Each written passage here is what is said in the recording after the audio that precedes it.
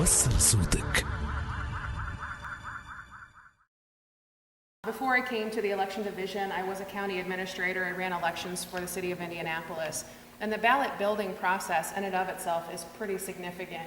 I think a lot of voters think it's fairly easy. Election day is one day, you pop up your tent, you break it down, and you're done. There's a whole process, and it starts in January with candidate filing. The counties are also taking in declarations of candidacies, as well as us at the state election division. We certify lists to the counties. They are responsible for building a ballot. In Marion County, again, that's where my experience is. In a primary election, we would have 3,000 different ballot styles. That's a lot of proofing. That's a lot of preparation. There's what we call logic and accuracy testing, where we actually build test decks of ballots, feed them through the equipment to make sure everything is tabulating correctly. Then you do the public test, which, fingers crossed, all the voting equipment works as it should. And then it's time to start early voting. So when you go and visit the counties, you might ask a little bit about that process, because it is really significant, and it's super important that they get that step right, because no one wants to see their name misspelled on a ballot or accidentally put the wrong candidate under the wrong office. So it's pretty intensive. Or have their name left off the Or ballot. have their name left off the ballot, exactly right. So when you're with the counties, you might inquire about that. Of course, the legislation that passes through here then goes to the governor for approval or veto or whatever other action is considered appropriate by the governor. But we're here to talk mainly about elections. And so we hear there's an election coming up on Tuesday. That's the rumor. We have a particular role to play at the state level that recognizes our part in a hierarchy. Of course, federal law governs elections within the United States in general, but not in detail.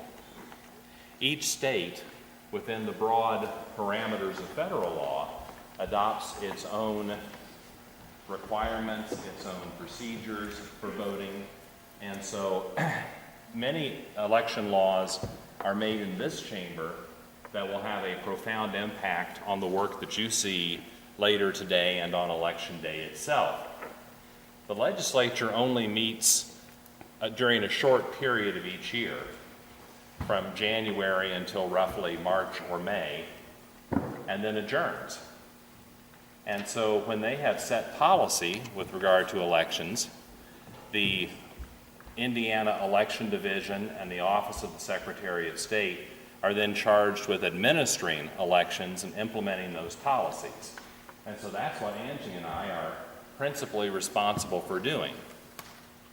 We do have a separate administrative body called the Indiana Election Commission. It has 4 members, 2 of each of the major political parties.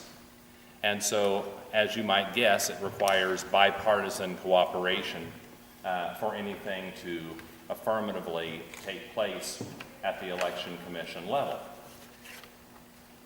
We, on the other hand, have to deal with people of all or no political parties, whether they're voters, candidates, they can certainly be media. And today, the main focus of our efforts is getting information out about the requirements for voting, the procedures for voting, and the results of what happens on Tuesday. So we not only give that advice to county-level election officials who do the largest part of the work, but we give that advice to the media who are covering what the presidential primary results will mean in Indiana. So we have quite a week or so ahead of us, and we hope, selfishly, that we are lucky and that whoever wins in a particular race wins by a large margin.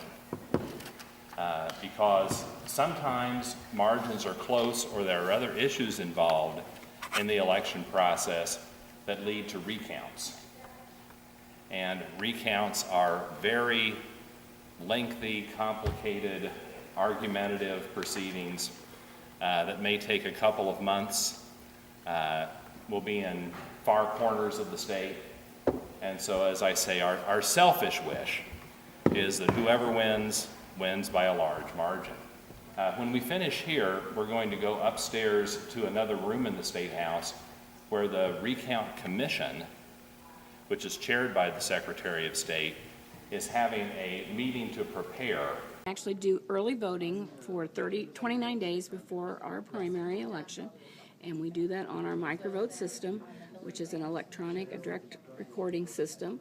It is run off of the software that loads the ballot, and then it's also run off a card that the information is downloaded for the results at the end of the day. Our periods for voting are absentee voting starts 45 days before our primary. Those are ballots that we would actually mail out to voters who are either out of the country or out of our state or county in a college setting.